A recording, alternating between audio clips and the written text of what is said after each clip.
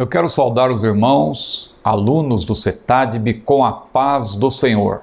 Eu sou o pastor Ciro Sanches Iborde e nós estamos dando sequência ao nosso estudo sobre hermenêutica e homilética, baseado no nosso livro do curso básico do CETADB, este livro aqui, Hermenêutica e Homilética. Nós estamos agora na nossa terceira lição, a nossa terceira aula, que vai tratar dos métodos de estudo da Bíblia. Nas aulas anteriores, nós estudamos um pouco sobre a hermenêutica e sua aplicação. O que é hermenêutica e as regras da hermenêutica, sobretudo a regra de ouro da hermenêutica, que é a Bíblia interpreta a própria Bíblia. Nós chamamos essa regra de regra áurea, porque tudo, na verdade, se resume nela, não é? A Bíblia interpreta a própria Bíblia. Tudo que nós estudamos hermenêutica a respeito da necessidade de se consultar o contexto, seja o contexto imediato, seja o contexto remoto, ou seja o contexto cultural, ou seja o contexto histórico, não importa, sempre nós estamos, na verdade, a nossa tarefa como hermeneutas e como exegetas sempre é permitir que a Bíblia interprete a própria Bíblia. A melhor maneira de evitar a heresia, a melhor maneira de não abraçar o erro, é você permitir que a Bíblia interprete a si mesma. Porque a Bíblia, claro, ela foi dada por Deus, é a palavra de Deus, tem a ajuda, quando o estudante é temente a Deus, piedoso, ele tem a ajuda do Espírito Santo. Então, claro que nós não abrimos mão de recorrer a outras fontes. A Bíblia é a fonte primária, a Bíblia é a fonte primacial de autoridade, mas isso não quer dizer que as fontes secundárias não tenham o seu valor. Elas são secundárias, claro, porque estão sendo comparadas com a Bíblia, que é a palavra de Deus, mas não podemos abrir mão dos dicionários e também de todas as ferramentas que estão à nossa disposição, não é? Dos teólogos. Claro que a Bíblia está acima dos teólogos, é bom dizer isso, porque a teologia é o que os teólogos dizem da Bíblia.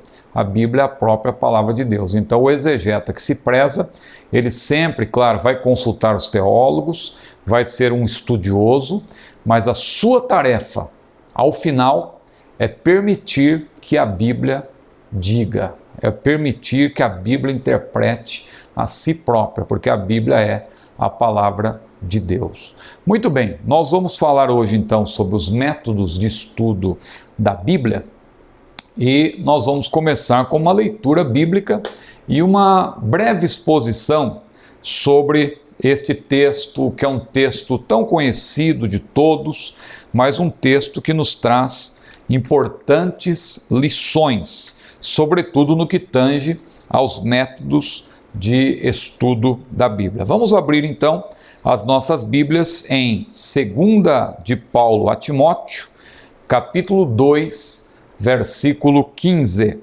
2 Timóteo, versículo 15. 2 Timóteo 2 e 15. Procura apresentar-te a Deus aprovado, como obreiro que não tem de que se envergonhar, que maneja bem a palavra da verdade. Procura apresentar-te a Deus aprovado, como obreiro que não tem de que se envergonhar, que maneja bem a palavra da verdade. Veja que aqui nós encontramos, pelo menos, meus prezados irmãos e amigos, 4 mensagens para quem deseja ser um bom hermeneuta e também, agora já entrando no assunto da homilética, um bom pregador, um bom expoente da palavra de Deus. Quem deseja ser um bom expoente da palavra de Deus precisa observar essas 4 mensagens, que aliás são mensagens cumulativas, que nós vemos aqui em 2 Timóteo 2,15. A primeira mensagem é a mensagem: apresente-se a Deus. A segunda mensagem, cumulativa, como eu falei, apresente-se a Deus aprovado. A terceira mensagem, apresente-se a Deus aprovado como obreiro que não tem de que se envergonhar. E a quarta mensagem, abrangendo agora todo o versículo, apresente-se a Deus aprovado como obreiro que não tem de que se envergonhar, que maneja bem a palavra da verdade. Então deixa-me aqui citar alguns rápidos apontamentos que eu fiz com base nesse texto. Então veja aí, apresente-se a Deus. A Bíblia diz, procura apresentar-te a Deus. Procura. Procurar aí significa, claro, esforçar-se ao máximo. Não é para ter uma vida desleixada, uma vida assim, sem muito cuidado. Na verdade, tem que procurar, tem que buscar, esforçar-se ao máximo. Isso denota que, como obreiros do Senhor que somos, devemos nos dedicar a cada dia a fim de sermos aprovados, não é? Devemos nos dedicar. A quem devemos nos apresentar? O texto é claro, a Deus e não aos homens, não é? Devemos nos apresentar a Deus. Claro que nós estamos muitas vezes também subordinados a homens, mas independentemente de ser um trabalho eclesiástico ou um trabalho material, a Bíblia é clara quando diz que nós devemos fazer o nosso trabalho para Deus. E a Bíblia é muito clara nisso, então devemos nos apresentar a Deus e não aos homens, a Deus e também não a nós mesmos, porque existe também uma tentação de a pessoa se apresentar para si mesma. Como assim, irmão Ciro? Não entendi. Paulo falou disso.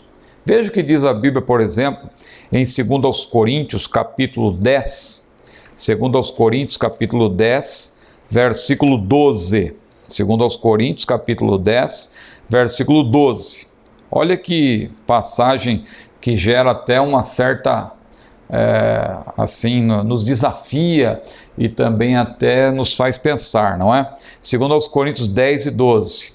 Porque não ousamos classificar-nos ou comparar-nos com alguns que se louvam a si mesmos, mas esses que se medem a si mesmos e se comparam consigo mesmos estão sem entendimento. Ora, quando a gente lê essa passagem, a gente pensa, a tendência é pensarmos, como assim comparar-se com si? Comparar-se consigo, não é?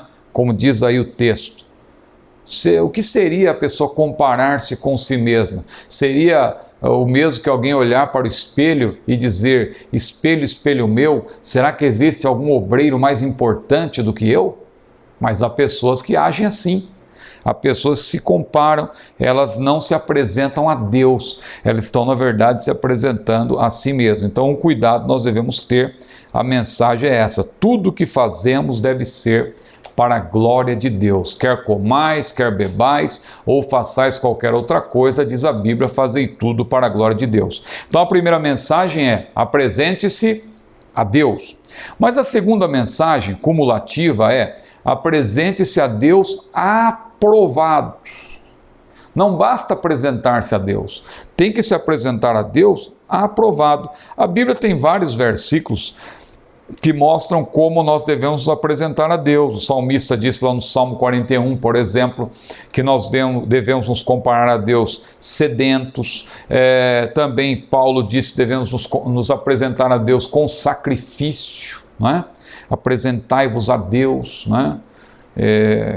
E com sacrifício, com canto, diz lá o Salmo 100. E também, irmãos, para resumir, devemos nos apresentar a Deus aprovados. Só que tem um detalhe: quem nos aprova é o próprio Deus. Então, nós estamos sendo submetidos a um teste, não é? E somos aprovados pelo próprio Deus. É Ele quem dá a nota, por assim dizer. E que nós não, como se diz na linguagem aí do estudante, não é? Que nós não passemos raspando, não é? Com aquela nota mínima necessária, mas que sejamos avaliados com uma boa nota, que o nosso nosso CR, né, como se diz lá na faculdade, né, aquele coeficiente lá que a pessoa depois utiliza até para conseguir bolsas de estudo, etc., que seja um bom coeficiente, não é? Que Deus possa nos avaliar e nos aprovar. Quem aprova é Ele. Não somos nós que nos aprovamos a nós mesmos, não são aqueles que estão à nossa volta, mas é o próprio Senhor. Quando Jesus andou na terra, diziam as mais diversas coisas a respeito dele. Uns diziam, esse homem é comilão, outros, esse homem é beberrão, e outros mais ousados diziam, este homem expulsa demônios por Beelzebu. Mas enquanto uns diziam uma coisa e outros diziam outra, uma voz ecoava do céu, que não era outra voz a não ser a voz de Deus, que dizia, este é meu filho amado em quem me comprazo. Ou seja, é Deus quem nos aprova. Glória ao nome do Senhor. Mais uma terceira mensagem, veja, cumulativa, como eu falei, apresente-se a Deus como obreiro aprovado, agora note, que não tem de que se envergonhar. O obreiro aprovado é aquele obreiro que não tem de que se envergonhar. E há várias coisas que podem envergonhar um obreiro, que podem envergonhar um professor, que podem envergonhar um pregador do evangelho, não é? Quais são essas coisas que podem envergonhar? O mau testemunho. Veja o que Paulo falou, convém que tenha bom testemunho dos que estão de fora. Claro que ele diz, convém que tenha também, não é? Bom testemunho dos que estão de fora, porque antes ele fala do que nós devemos ter perante a congregação. E depois ele diz também quer dizer que você, além de ter um bom testemunho na casa de Deus, você tem que ter também um bom testemunho das pessoas que estão à nossa volta, que estão à sua e à minha volta. Muito bem, então o mau testemunho envergonha o obreiro, a falta de sabedoria do alto envergonha o obreiro, por isso que a Bíblia diz que se alguém tem falta de sabedoria, peça a Deus, que a todos dá liberalmente, não lance em rosto e ser-lhe-á dada. A falta de conhecimento bíblico também e de poder do alto envergonha o obreiro, por isso que Jesus disse, errais não conhecendo as escrituras nem o poder de Deus. É por isso que a Bíblia diz, crescei antes na graça e no conhecimento de nosso Senhor e Salvador Jesus Cristo. Porque não adianta nada a pessoa dizer que tem muito conhecimento, mas lhe falta a graça de Deus. Ou a pessoa dizer que tem a graça, mas lhe falta o conhecimento. Se a pessoa quiser crescer muito em conhecimento e esquecer-se da graça de Deus, poderá cair no formalismo. E se a pessoa quiser crescer muito na graça e se esquecer do conhecimento, fatalmente essa pessoa vai cair no fanatismo. Então nós temos que ter um crescimento equilibrado. A falta de conhecimento bíblico e de poder do alto envergonha o obreiro, a falta de autoridade, o amor ao dinheiro envergonha o obreiro, e foi por isso que o apóstolo Paulo, inspirado por Deus, diz que o amor do dinheiro é a raiz de todos os males, a ausência de discernimento envergonha o obreiro, a falta de humildade envergonha o obreiro, não é? Então nós temos que ser humildes na presença de Deus. Mas a última mensagem, cumulativa, abrangendo todos os outros pontos que eu já mencionei, é: apresente-se a Deus aprovado, como obreiro que não tem de que se envergonhar. Agora note, que maneja bem a palavra da verdade. E eu dizia numa das aulas que já foram apresentadas, que o termo manejar bem no original é um termo só, no grego, não é? Que é o termo ortotomeu, que quer dizer exatamente cortar retamente, não é? É a figura daquele profissional que maneja, que manuseia com perícia, não é? O seu instrumento de trabalho.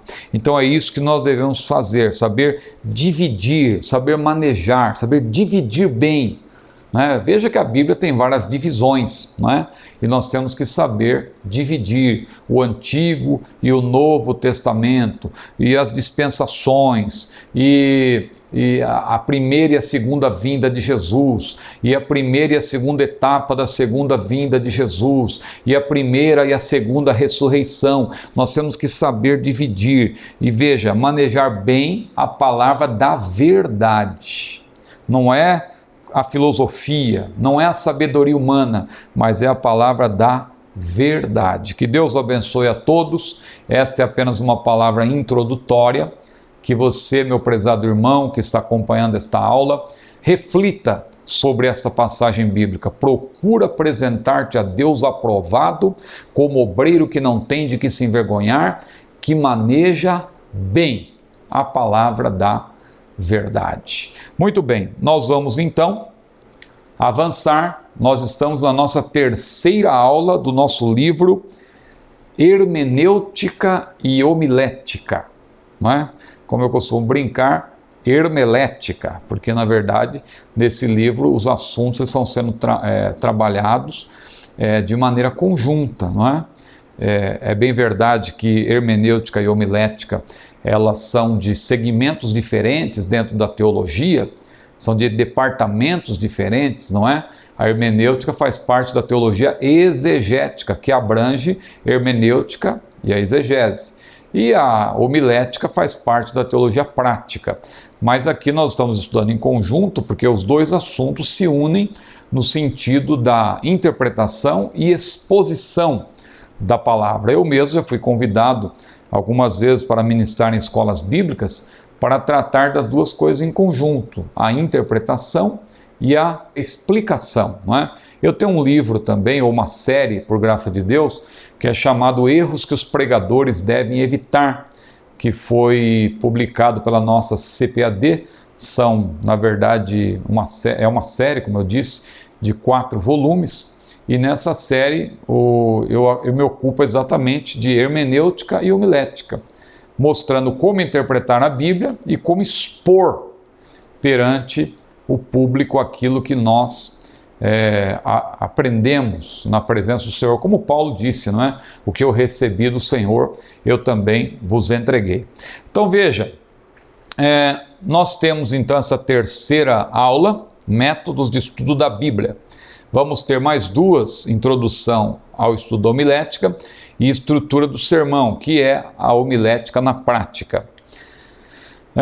Nós fizemos agora uma rápida abordagem bíblica, como sempre costumamos fazer, e queremos também fazer uma introdução rápida sobre esse assunto. Depois, nós vamos citar os 6 métodos mais conhecidos aí de estudo da Bíblia, que sempre um ou outro irmão me para e me pergunta: irmão Ciro, qual é o melhor método?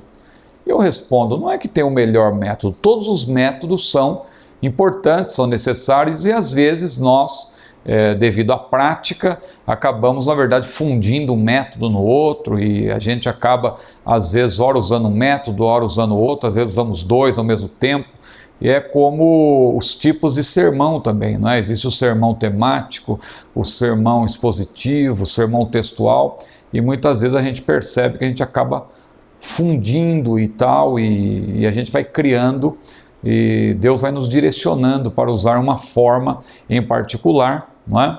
E às vezes uma forma que se interrelaciona com outra. Assim também os métodos. Você tem vários métodos, nós vamos explicar rapidamente como funciona cada um deles e vamos ver como que se dá a aplicação de tudo isso. Então, nós vamos começar pelo método analítico, mas antes, aí no livro você tem uma introdução, que é, na verdade, uma explicação do que é o método em si, o método de maneira geral. Aí diz que o termo vem do grego, não é? E método significa exatamente caminho para chegar a um fim. Caminho para chegar a um fim. Processo racional que se segue para chegar a um fim. Modo ordenado de proceder. Processo, ordem. Veja que método acaba tendo o mesmo sentido que processo. Quem milita na área do direito sabe que processo só tem esse nome porque tem um começo, vai ter um desdobramento, um desenvolvimento e vai chegar numa conclusão. Isso é processo. veja que falando da santificação, a santificação na Bíblia é apresentada também como um processo.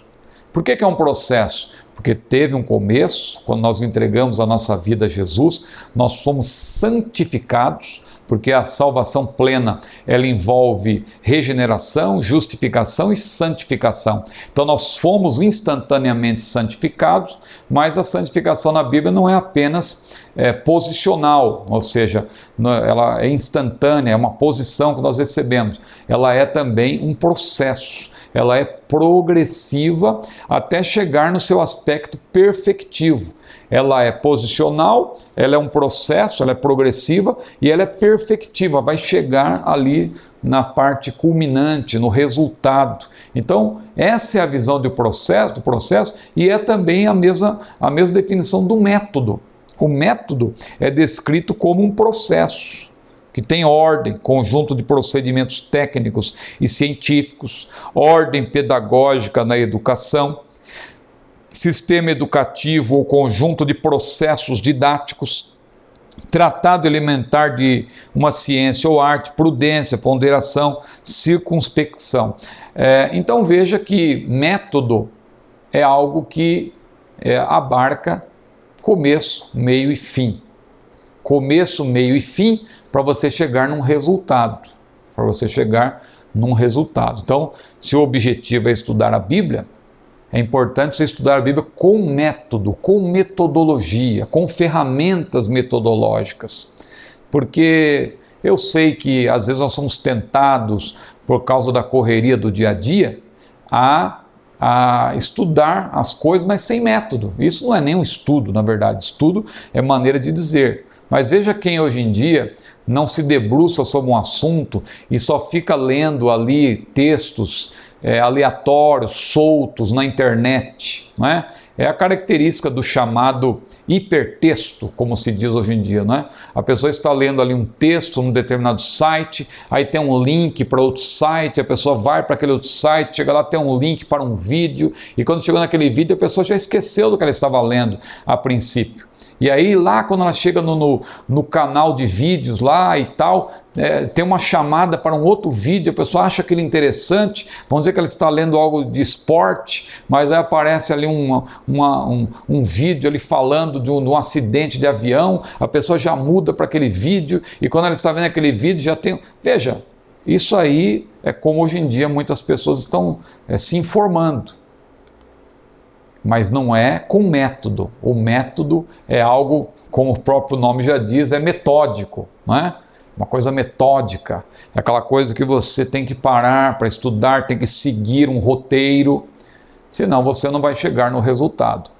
Às vezes alguém pode perguntar para um professor, olha, como você sabe tudo isso? Onde você aprendeu e tal? E aí a pessoa às vezes ignora que aquele professor, ele sentou para aprender, ele, mesmo de forma autodidática, ele utilizou um método, não é? Porque você não pode sentar e ir lendo e achando que você vai aprender e apreender a palavra de Deus dessa forma. É preciso ter cuidado e atenção aos pontos e à metodologia adotada. Então diz aí no livro que para obtermos sucesso no estudo da Bíblia, precisamos conhecer o seu autor. E isto é de suprema importância, é a melhor maneira de estudarmos a palavra de Deus. Ela é o único livro cujo autor está presente quando a lemos. Isso nós já vimos quando falamos nas aulas anteriores sobre hermenêutica. Aqui o assunto está sendo repisado, não é? Uma ênfase, porque antes de qualquer método, você tem que conhecer, da adoção de qualquer método, você tem que conhecer, claro, o autor. A Bíblia também deve ser lida diariamente, não é? A Bíblia deve ser lida diariamente. O crente que não lê a sua Bíblia só recebe esse alimento quando alguém a põe em sua boca. Também deve ser lida com oração. Veja que aqui estão os pré-requisitos. Antes da pessoa pensar em métodos, ela tem que pensar nisso. A Bíblia deve ser aplicada à nossa vida. Há pessoas que na leitura da Bíblia aplicam somente tudo que é bênção, conforto, promessas, tudo que é ameaça, exortação, aviso, aplicam aos outros. Essa não é a maneira correta é relacionar a sua vida. Então, isso aqui também é importante. Antes de falarmos até do método analítico, aqui diz o livro que a Bíblia deve ser aplicada à nossa vida. Porque às vezes nós somos tentados a trabalhar apenas com a pá, não é? Eu aprendi, aliás, que na igreja, às vezes, quando alguém está pregando a palavra, os ouvintes costumam trabalhar com duas ferramentas, ou com a pá ou com a enxada. Quando vem aquela mensagem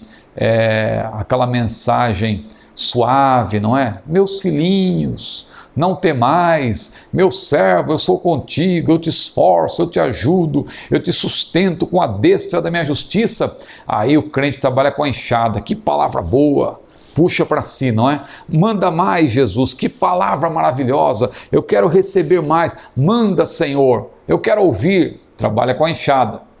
Mas às vezes Deus também fala de maneira dura, Deus fala de maneira contundente, Deus fala como falou por meio até de João Batista, né, quando ele falou àqueles religiosos da sua época, raça de víboras, quem vos ensinou a fugir da era futura? Ou fala como Jesus falou lá para aquele pastor da igreja de Laodiceia, como dizes, rico sou, estou enriquecido, de nada tenho falta, e não sabes que és um desgraçado, e miserável, e pobre, e cego, e nu. Aconselho-te que de mim compres ouro provado no fogo para que te enriqueças, e vestidos brancos para que te vistas, para que não apareça a vergonha da tua nudez, e que unjas os teus olhos com colírio para que tu vejas. Aí quando vê uma palavra dura assim, a pessoa não trabalha com a enxada não, ela trabalha com a pá. Essa não é para mim não, essa é para o meu irmão. Joga para um e joga para outro e vai jogando, não quer saber nada de receber a palavra para si. Mas aqui fica a advertência do livro, nessa introdução. Olha o que está dizendo, a Bíblia deve ser aplicada à nossa vida.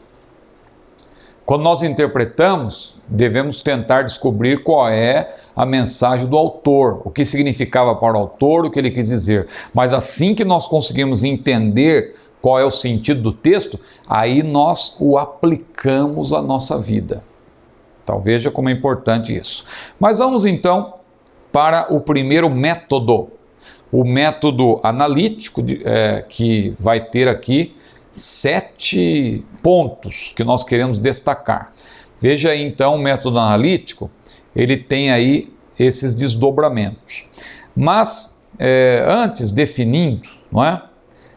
Claro que quando se fala de análise, não está se falando de algo assim superficial. É uma análise. Análise é algo mais profundo, não é?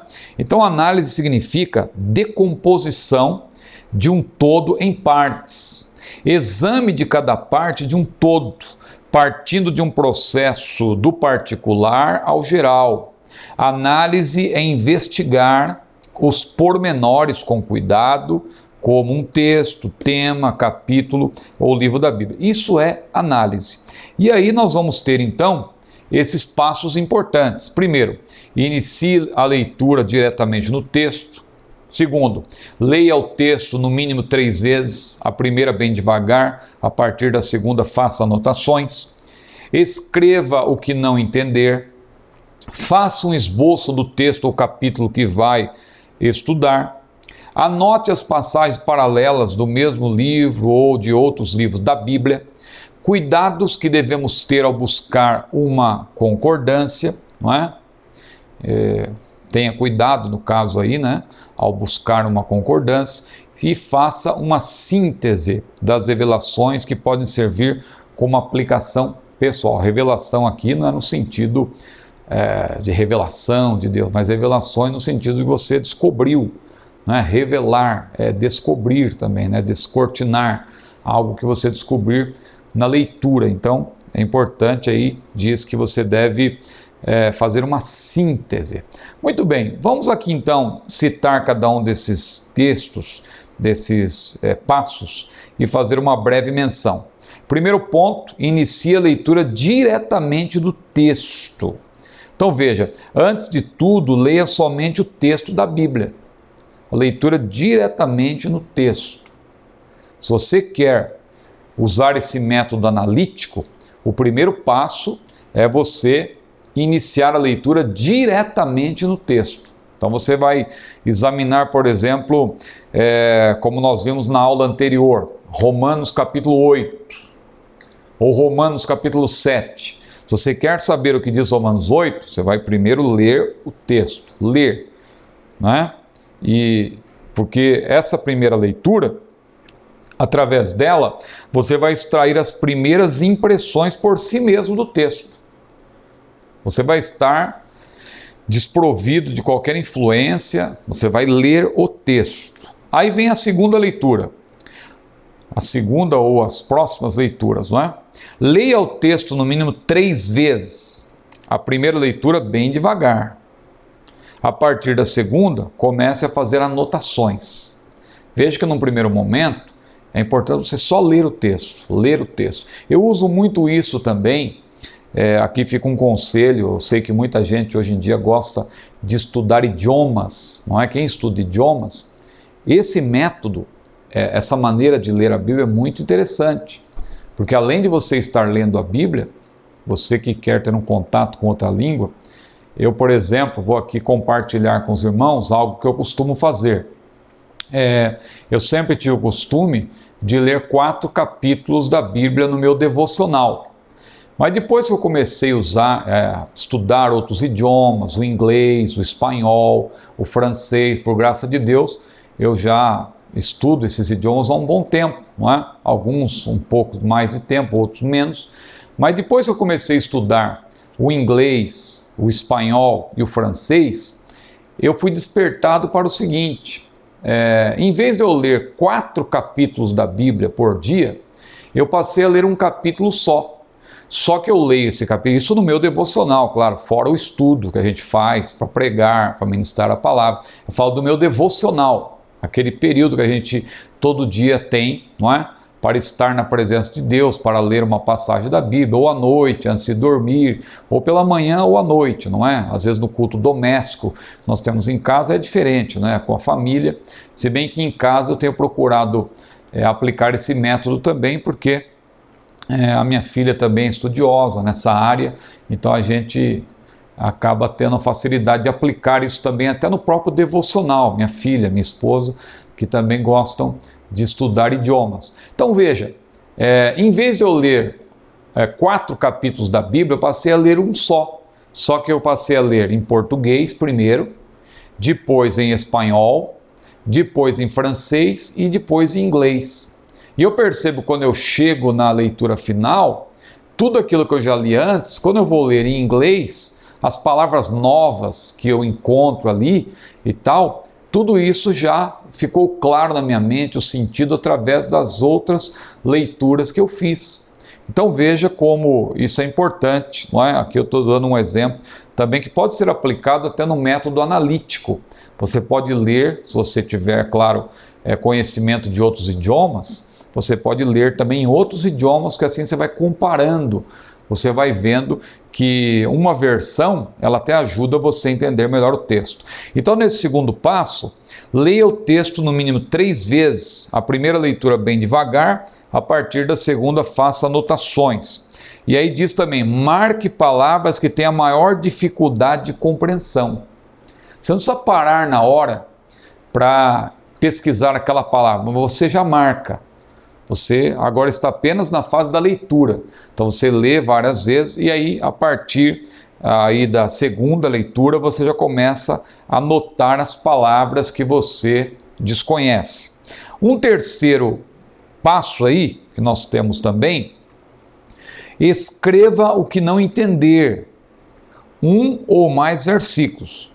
Por exemplo, aqui tem o exemplo de Efésios capítulo 1, versículo 11, versículo que diz: nele digo, no qual fomos também feitos herança, predestinados segundo o propósito daquele que faz todas as coisas, conforme o conselho da sua vontade. Aí o livro diz, qual o significado de predestinado neste versículo?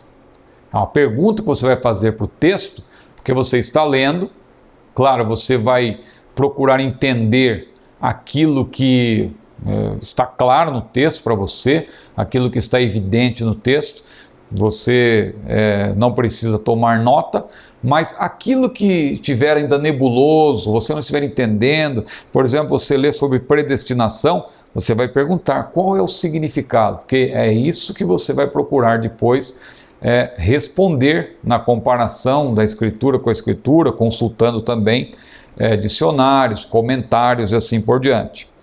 O quarto passo, faça um esboço do texto ou capítulo que vai estudar.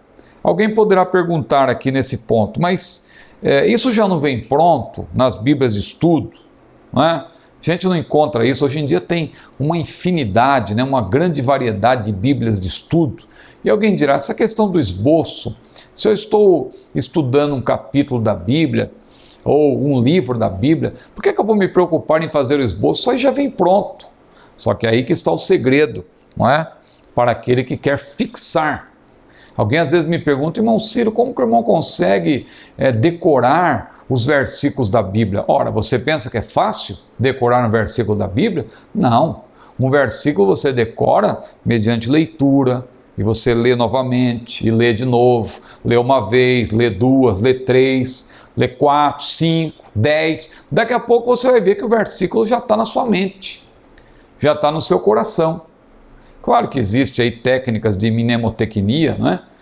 Técnicas de memorização, mas eu prefiro ler a Bíblia devagar, com calma, porque eu quero que a palavra de Deus esteja não só na minha mente, mas sobretudo no meu coração.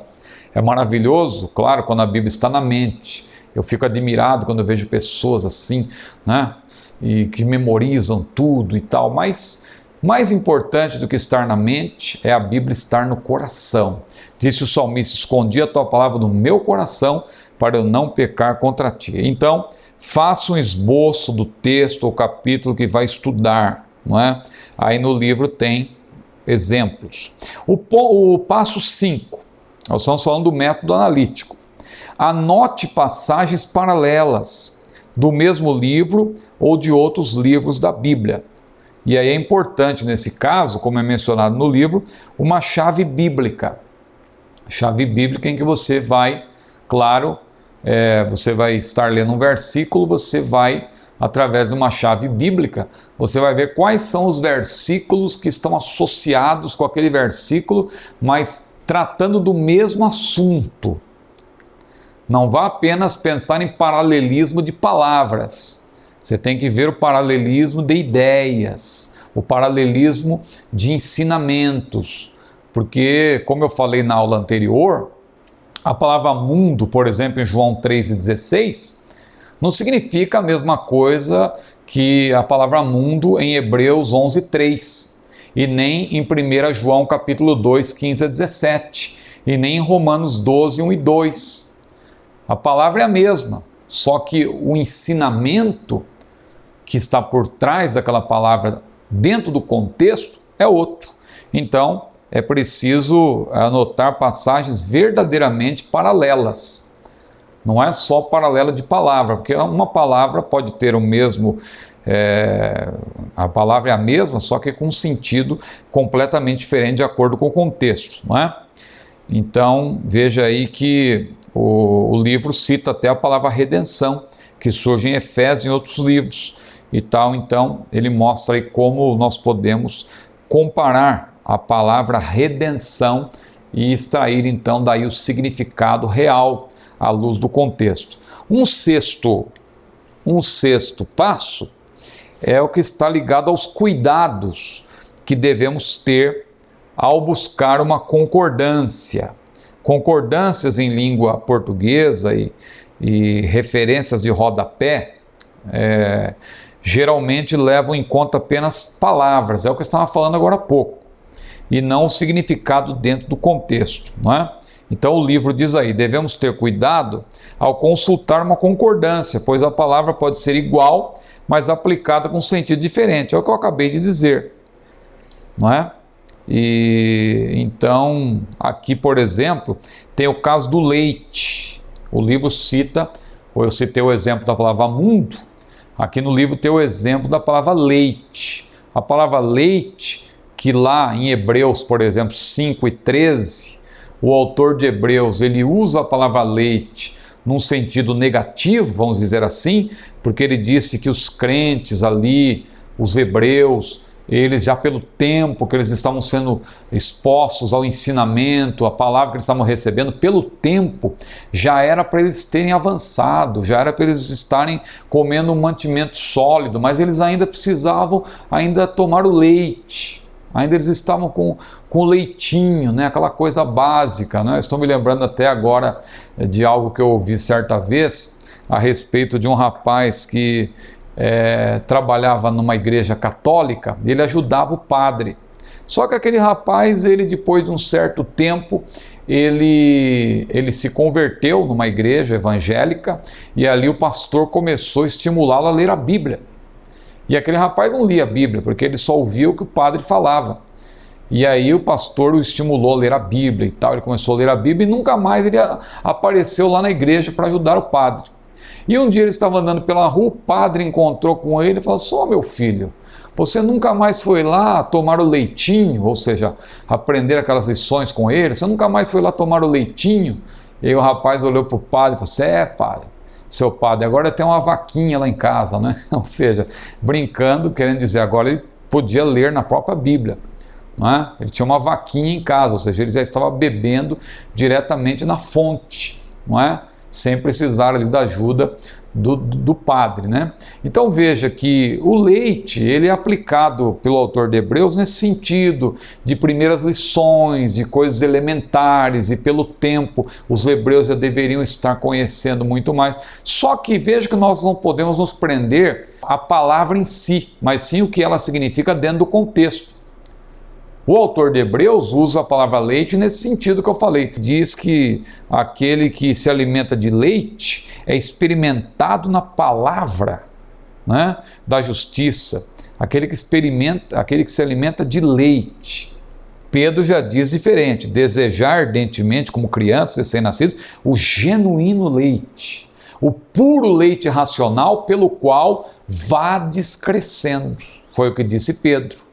Então o leite aí apresentado não como aquelas primeiras lições, mas como mantimento, como alimento, digo, sólido, não é? Aliás, o leite, você sabe que ele é um alimento muito completo, né? Ele é fundamental, não é por acaso que a criança, especialmente o leite materno, né? Ela precisa consumir o leite. Muito bem, avançando então, o 7º item, faça uma síntese, ou seja, de cada dos assuntos, daquilo que você aprendeu ao ler o texto, não é? Cada um tem uma necessidade diferente. Então, você, na medida que você vai aplicando aquilo que você está lendo, você vai tendo ali algumas revelações da parte de Deus. A Bíblia é um livro tão maravilhoso, cada vez que a gente lê a Bíblia, e o mesmo texto, parece que a gente observa algo que a gente não tinha observado. Então, guarde bem aí o método analítico. Veja que não é um método difícil de ser aplicado, não é? Envolve leitura. Veja como leitura hoje é importante. Eu fico vendo esses jovens, hoje em dia, que vão fazer o Enem, não é? A prova do Enem é uma prova que envolve leitura. Quem não tem paciência para ler, não vai bem no Enem, não é? Porque às vezes a prova nem é tão difícil, mas a pessoa tem que ler 4 horas ali lendo, 4 horas e meia, tem que ir lendo e respondendo, às vezes textos longos, às vezes é uma questão matemática, mas por trás da questão matemática tem um problema ali que tem que ser lido. Agora imagine a pessoa que não gosta de ler, a pessoa que não tem o hábito de ler. Então é muito complicado a pessoa progredir até mesmo no estudo da Bíblia se ela não gostar de ler. O método analítico, ele está centrado na leitura e releitura. A pessoa lê, a pessoa relê, a pessoa anota, a pessoa toma nota daquilo que ela entendeu, daquilo que ela não entendeu muito bem, não é? Ou aquilo que ela entendeu parcialmente, ela também toma nota, faz perguntas, ou seja, ela está analisando. Isso é o método analítico.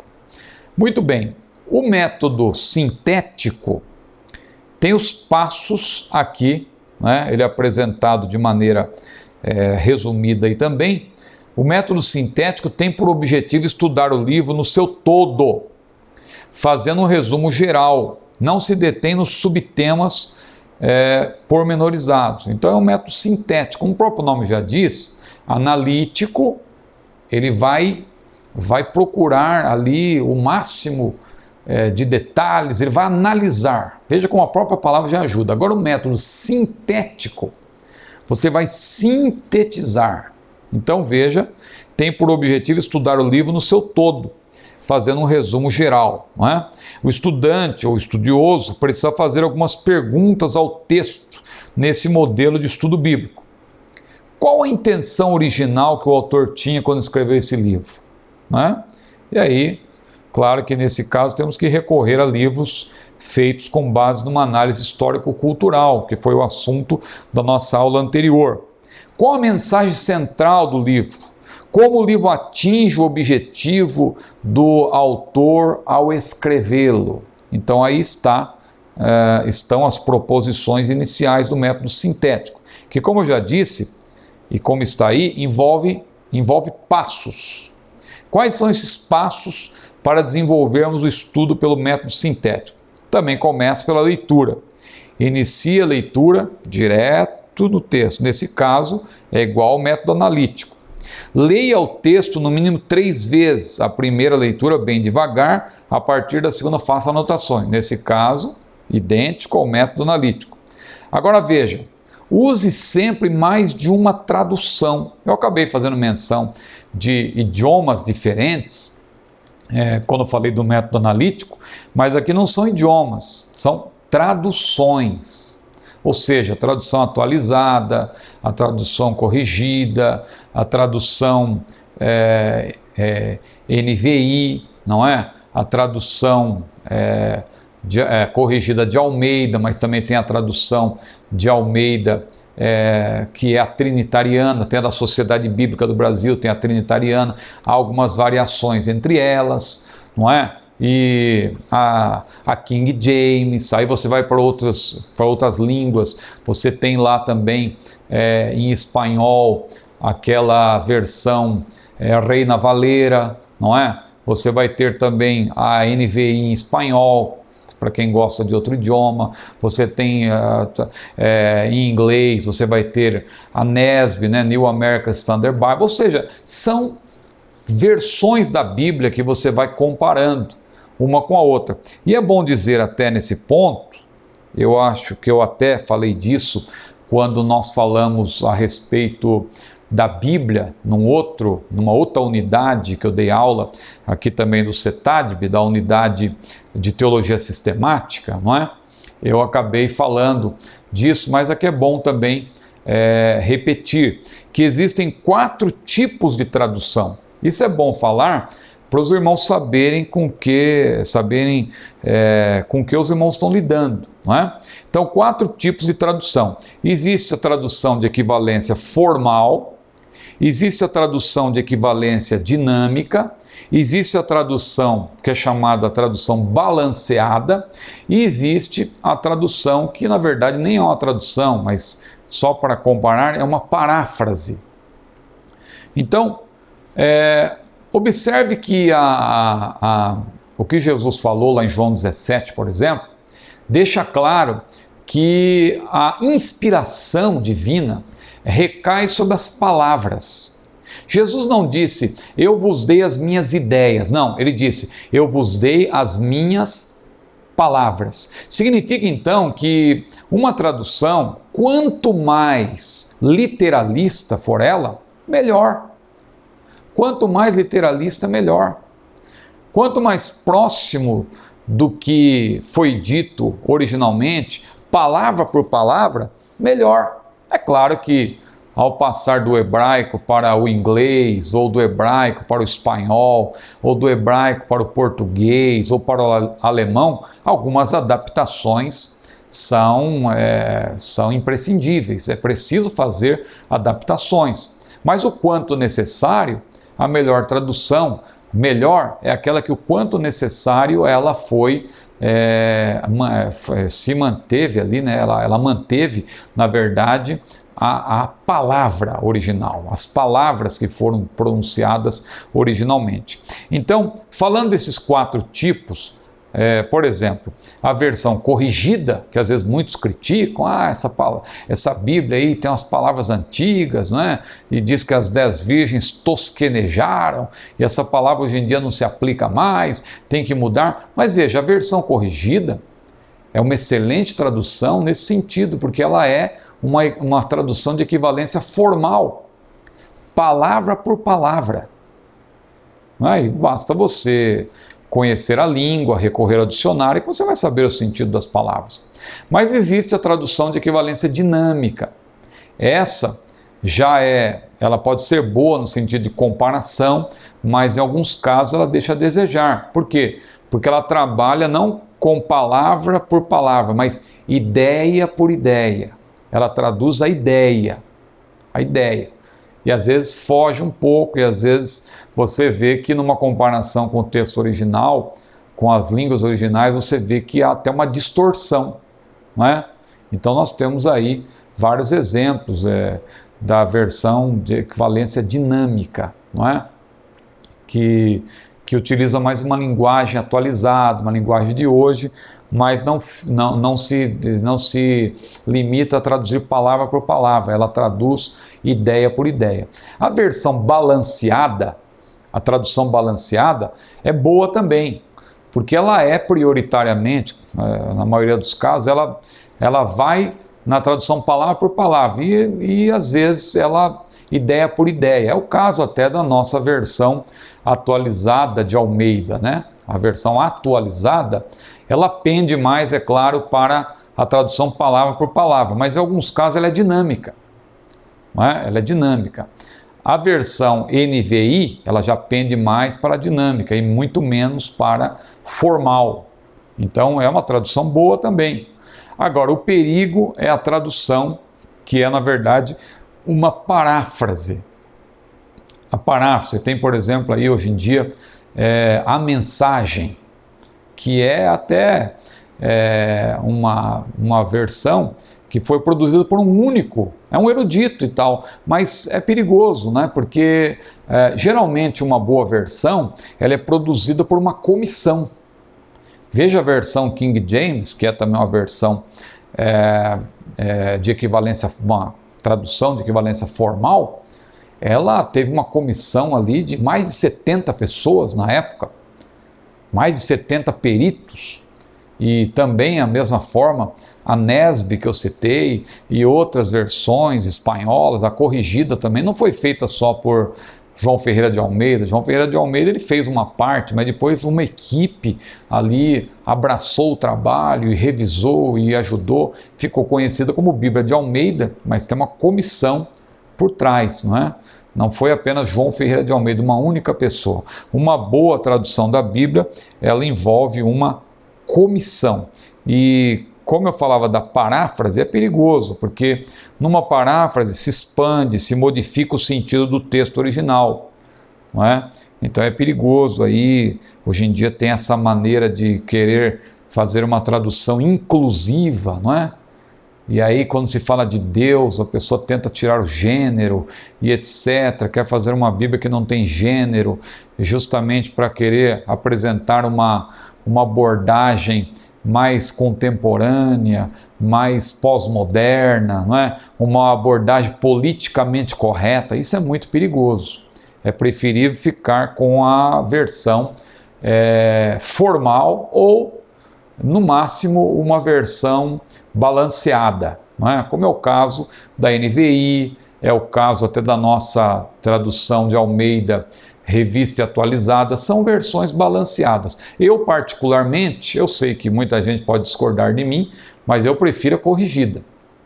A versão corrigida em língua portuguesa e a versão também de Reina Valera, né? Reina Valera tem esse nome em espanhol por causa de Cassiodoro de Reina, e também Cipriano de Valera, que foram, na verdade, o primeiro foi o que traduziu, o segundo foi que revisou e tal, e é uma tradução de equivalência formal. Eu gosto muito da King James em inglês, mas para leitura eu prefiro a NESB, como eu falei, porque a NESB é uma versão que ela é classificada como tradução de equivalência formal, embora ela use uns termos mais atualizados, mais atuais, mas ela é formal. Então eu prefiro sempre a versão a tradução de equivalência formal, que traduz palavra por palavra, mas eu consulto as outras. Eu gosto de consultar a NVI, eu gosto de consultar a Bíblia na linguagem de hoje, a Bíblia de Jerusalém e tantas Bíblias que existem aí, até Bíblias que são da igreja da maioria, mas a gente consulta também, porque o estudioso, o pesquisador, ele tem que estar sabendo de tudo, ele tem que procurar saber de tudo um pouco, e porque também a gente recebe muitas perguntas, né? A gente está, às vezes, ministrando uma palestra e chegam perguntas. Então veja aí, use mais de uma tradução. Outro passo, escreva o que não entender, um ou mais versículos. Descubra qual o tema principal que gira em torno do livro. Isso aí é já no método sintético. Você já vai ler procurando descobrir alguma coisa. Desenvolva o tema principal do livro em estudo e também faça uma síntese. O objetivo desse método sintético é fazer uma síntese das suas conclusões. Então veja a diferença entre analítico e sintético. No método analítico, você vai analisar tudo, você vai extrair várias definições, vai fazer várias perguntas, vai extrair várias respostas também, é claro, através desse método analítico. Já o método sintético, não. Você tem um objetivo específico. Você quer fazer uma síntese. Você está fazendo uma síntese, então você vai ali com este objetivo. Muito bem, nós vamos agora para o terceiro método.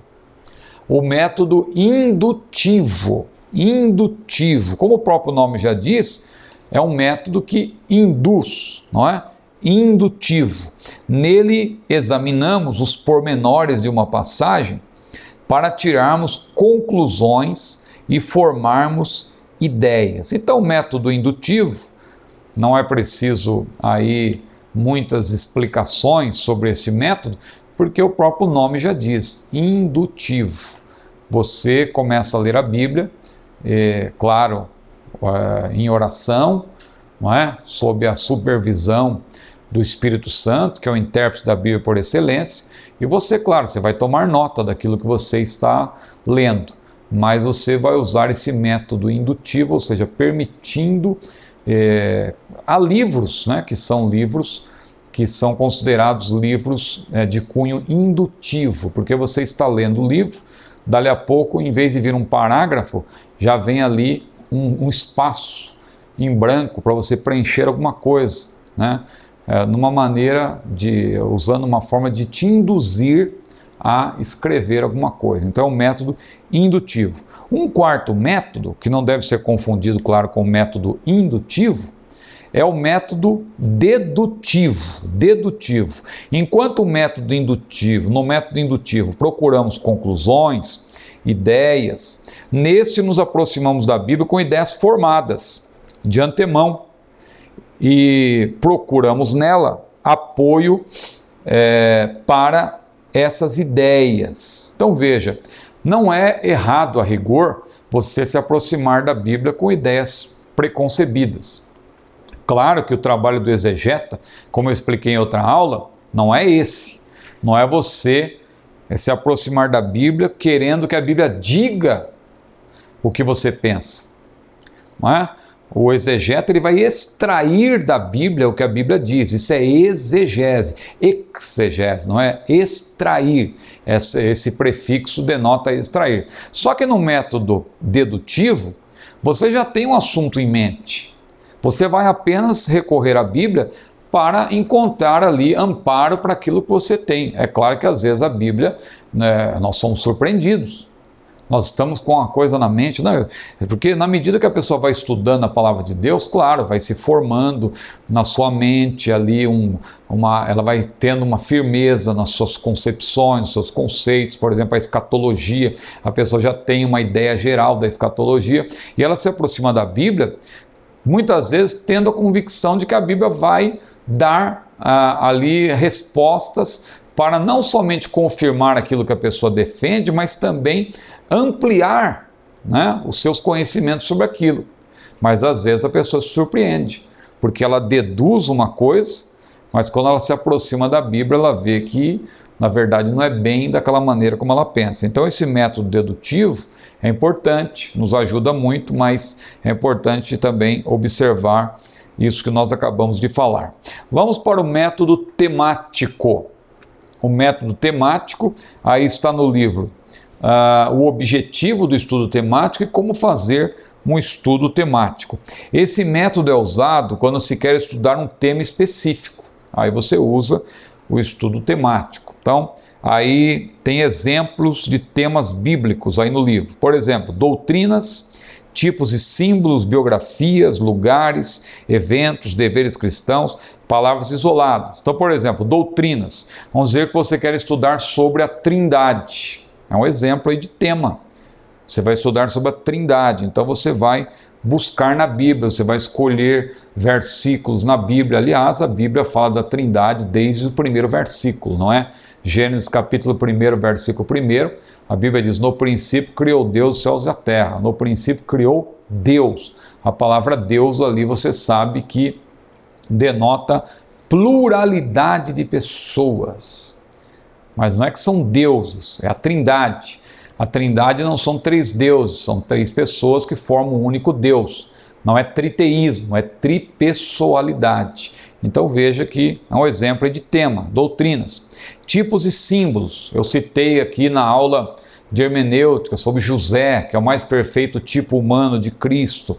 O tabernáculo, que também apresenta ali uma riqueza tipológica, não é? Você vê ali que o tabernáculo tinha uma entrada e Jesus disse: eu sou a porta, se alguém entrar por mim salvar-se-á, e entrará e sairá, achará pastagens. O tabernáculo ele tinha uma cobertura de texugo, e por dentro, por fora e por dentro era linho finíssimo, ou seja, quem olhava por fora não via beleza nenhuma, mas o sacerdote, quando entrava, ele tinha contato com aquelas maravilhas que estavam dentro do tabernáculo. Da mesma forma é o plano da salvação, não é? Quem está do lado de fora às vezes fica ali ressabiado e dizendo: o que esses crentes pensam, o que eles estão falando? Mas quando a pessoa entra, quando ela atende o chamamento de Jesus, ela começa a entender o plano salvífico de Deus, conhecer as maravilhas de Deus e assim por diante. No tabernáculo tinha a mesa dos pães da proposição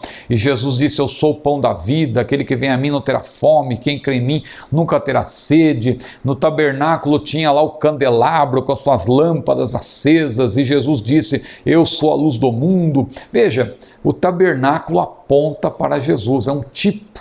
Então, você pode se aproximar da Bíblia também, nesse método temático, para estudar sobre esse tipo maravilhoso, né? Ou os tipos que estão no tabernáculo de Jesus. Biografias, por exemplo, a vida de Paulo. Lugares, eu vou estudar sobre Jerusalém. Eventos, a inauguração da igreja que se deu lá no dia de Pentecostes, como foi. Deveres cristãos, não é? Também vamos estudar sobre as ordenanças, não é? A ceia do Senhor, o batismo e assim por diante. E palavras isoladas. Vamos estudar sobre a graça, vamos estudar sobre um termo isoladamente, né? O fogo e etc., a pedra. Então, as ferramentas para esse tipo de estudo da Bíblia são a concordância bíblica, mas especialmente uma concordância que não esteja baseada apenas nas palavras em si, mas sim no sentido das palavras, né? A concordância de Strong é muito boa, não é? Nesse sentido. A chave bíblica, e falando em chave bíblica, tem uma obra que é antiga da nossa CPAD, mas que ainda continua sendo excelente. Claro que outras obras excelentes estão sendo lançadas, dicionários aí maravilhosos, né? que a CPAD tem lançado e outras editoras também, mas a CPAD tem aquela obra de Orlando Boyer, a Pequena Enciclopédia, não é? Aquela obra é excelente, porque aquela obra ela reúne concordância, ela reúne dicionário e tem ali um suplemento, de certa forma pequeno, mas um suplemento arqueológico, né, da geografia bíblica. Então, ali é uma obra excelente. Para o estudioso da Bíblia, é bom ter sempre à mão aquela chave bíblica. Ali não somente chave bíblica, mas uma pequena enciclopédia bíblica, não é, de Orlando Boyer. Manual de referências bíblicas, manual de temas ou tópicos bíblicos. O objetivo do estudo temático. Qual é o objetivo do estudo temático?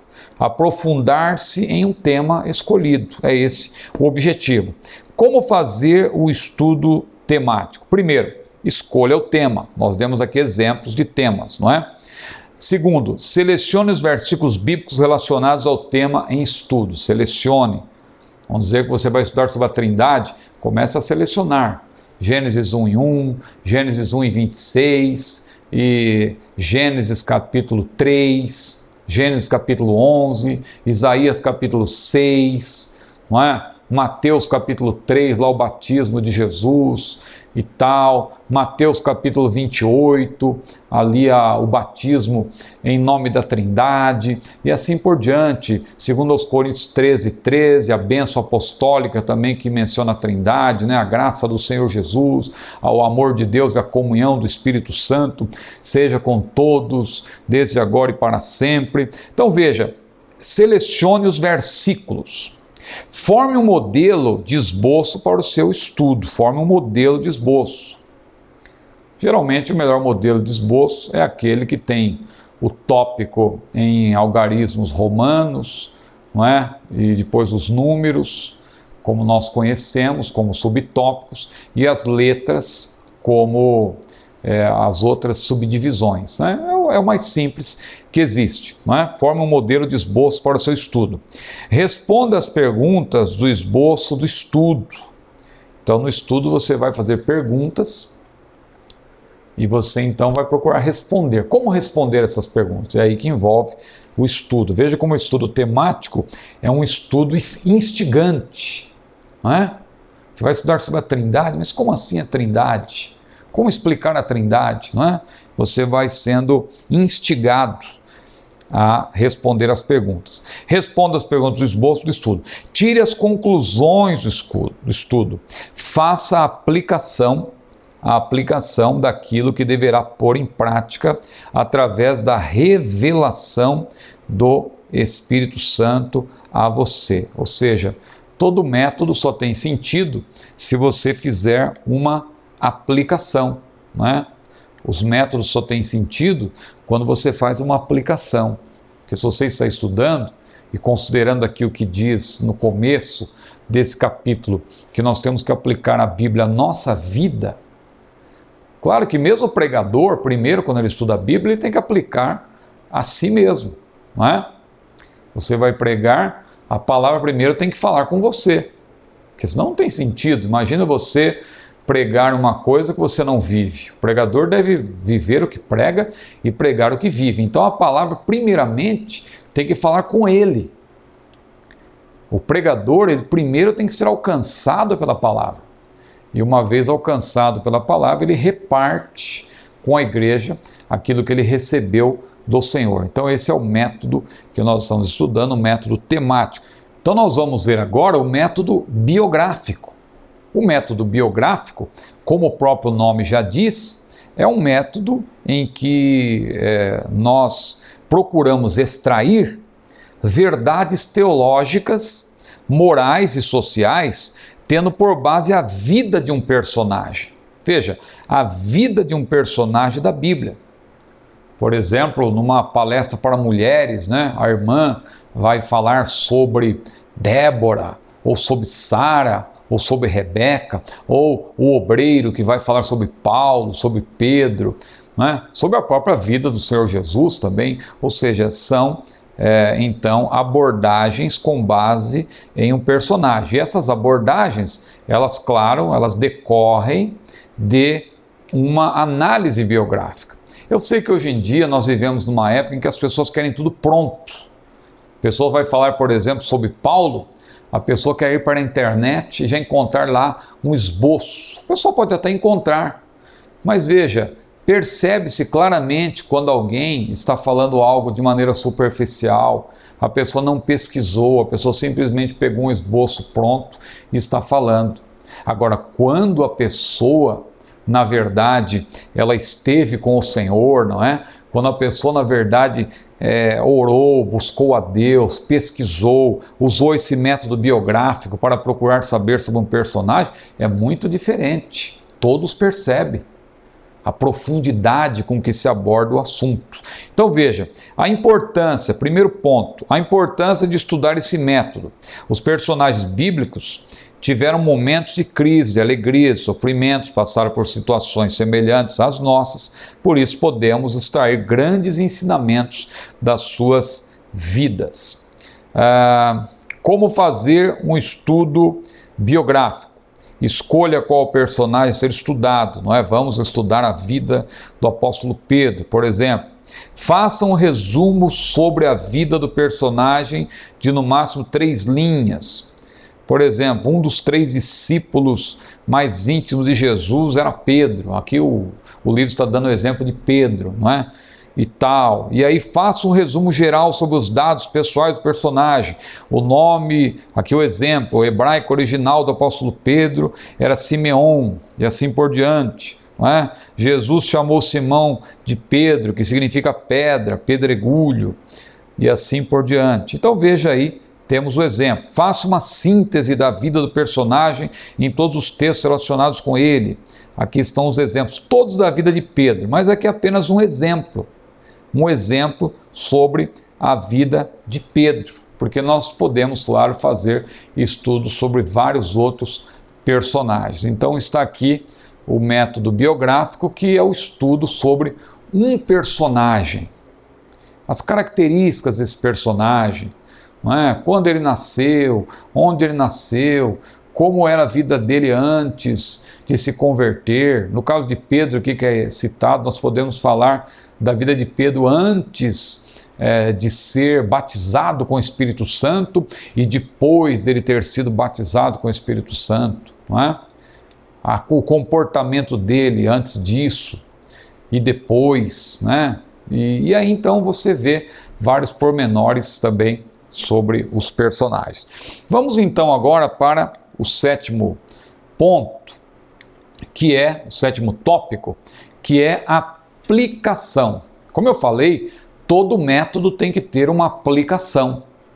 Aplicação à vida de quem está, claro, utilizando o método, e até a aplicação no momento em que ele for expor o assunto, tem que haver uma aplicação. Aí no livro está escrito que o estudo bíblico, seja com o objetivo de ensinar ou de preparar sermão para pregar, ou mesmo para edificação, tem uma razão de existir. A aplicação, porque não tem sentido você estudar e não extrair nada como uma aplicação para a sua vida.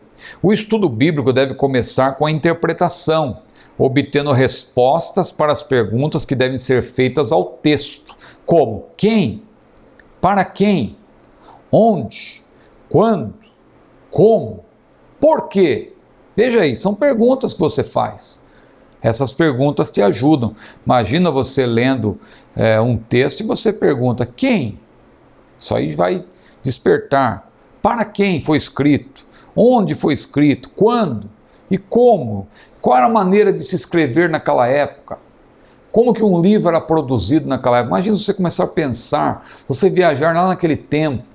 Eu fico pensando às vezes, eu citei numa das aulas anteriores lá, quando Paulo chegou a Mileto, na volta da sua 3ª viagem missionária, e de lá mandou chamar os presbíteros. Veja, ele mandou chamar como? Naquela época não tinha internet, naquela época não tinha telefone, não tinha redes sociais, não tinha aí esses aplicativos de troca de mensagens instantâneas. Ele mandou chamar. Como que ele mandou chamar? É claro que um mensageiro que foi ali chamar aqueles presbíteros que estavam em Éfeso. E se você parar para analisar, você vai ver, se você fizer uma análise histórico-cultural, você vai ver que aqueles presbíteros não chegaram diante de Paulo em menos de 40 horas. Só que se a gente não parar para pensar nisso, para fazer essas perguntas, dá a impressão que Paulo mandou chamar e eles, pronto, estamos aqui. Não, Paulo estava em Mileto e mandou chamar os presbíteros que estavam em Éfeso. Havia uma distância considerável. E a viagem daquele mensageiro não era como hoje, que você toma um avião ou um ônibus, não é? Ou pega o seu veículo. Não. Naquela época, uma parte da viagem era no lombo do animal, não é? Dependia-se da condição do tempo, do vento. Veja a dificuldade que era para aquele mensageiro chegar até aqueles presbíteros que estavam em Éfeso. Então, essas perguntas nos ajudam muito. O alvo de todas essas perguntas é chegar à grande e mais importante de todas. E aí vem a aplicação. O que devo pôr em prática? O conhecimento bíblico em relação à aplicação é descrito em 2 Timóteo 3,16, mostrando-nos 4 palavras de grande importância em relação ao objetivo da aplicação: ensinar, redarguir, corrigir e instruir em justiça, como diz lá em 2 Timóteo 3,16. O livro também diz que a interpretação influencia a aplicação, não é? E não se deve confundir, claro, interpretação com aplicação. Isso em hermenêutica nós estudamos com muito cuidado, interpretação e aplicação, não é? A interpretação é o que o texto realmente, ela vai extrair o que realmente o texto diz. E na aplicação, a aplicação é um pouco flexível, não é? Por exemplo, aquela passagem que fala ali quando Jesus falou do bom samaritano, não é? Ali Jesus está falando do amor ao próximo, de fazer bem ao próximo. Essa é a significação do texto, extraída por meio da interpretação.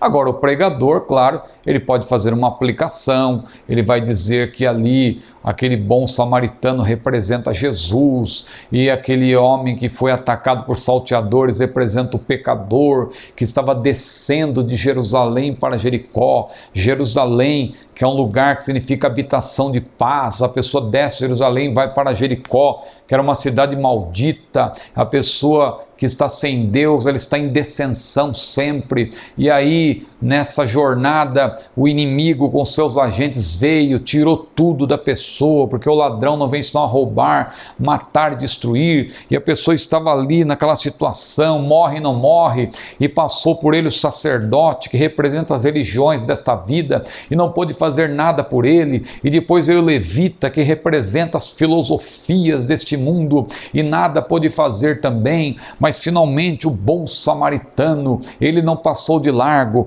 mas ele, comovendo-se de íntima compaixão, ele tratou das feridas daquele homem com azeite e também com vinho, o vinho representando a palavra de Deus, que assim como o vinho arde nas feridas, porque tem o álcool e tal, mas logo vem o bálsamo, o azeite da presença do Espírito Santo e tal, e o bom samaritano levou aquele homem até o hospedeiro e disse: cuide dele até que eu volte. O hospedeiro é o Espírito Santo, e o Espírito Santo está cuidando de nós até que Jesus volte. Veja, isso é uma aplicação.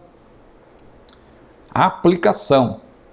Mas tome cuidado, a aplicação não deve ser confundida com a interpretação. E às vezes a aplicação é uma aplicação que pode gerar problema e pode até a pessoa abraçar a heresia, se não tiver cuidado, não é? Porque a aplicação, mesmo a aplicação, ela tem que ter amparo da analogia geral da Bíblia, da verdade, da palavra de Deus. Então, é isso que nós temos aqui nesta lição sobre métodos. Então, aí está, só então fazendo uma rápida recapitulação. Método analítico, ele vai analisar tudo, pormenorizar, ponto por ponto, não vai passar nada, o texto tem que ser esmiuçado, não é? Dissecado, analítico. Sintético, já com o objetivo de fazer uma síntese, não é? Qual é o ensino em linhas gerais do que está em Romanos 8. Vamos fazer uma síntese. Não é analisar, é uma síntese. O método indutivo, né, que você, através da leitura, você é induzido, a própria leitura te induz, e com a ajuda do Espírito Santo, a entender e fazer uma aplicação à sua vida. O método dedutivo, você se aproxima já com algum pensamento e tal que você tem, para ver se a Bíblia confirma ou não, não é? A Bíblia pode até não confirmar. O método temático, você escolhe um tema, não é? Um tema, um personagem, uma doutrina para você estudar. O método biográfico é sempre com base num personagem da Bíblia, ou vários personagens, não é? E a aplicação, que é o objetivo de você usar um método. Quando você usa um método, é tendo em vista, claro, a aplicação. Muito bem, então nós estamos concluindo mais esta aula, a lição de número 3. Depois nós vamos começar a falar já na próxima aula sobre a homilética propriamente dita.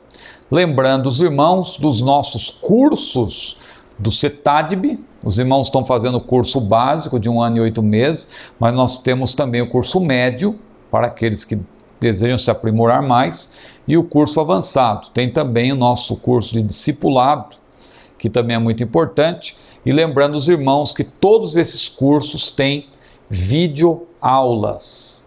Assim como esta, há várias videoaulas, vários professores, pessoas preparadas, pessoas que têm zelo da sã doutrina. Que Deus abençoe o nosso CETADB, nosso pastor Hércules Denob, que é o nosso diretor. Que Deus continue abençoando cada vez mais esta instituição, que é uma agência do reino de Deus na terra. Que Deus abençoe a todos, a paz do Senhor e até a próxima aula.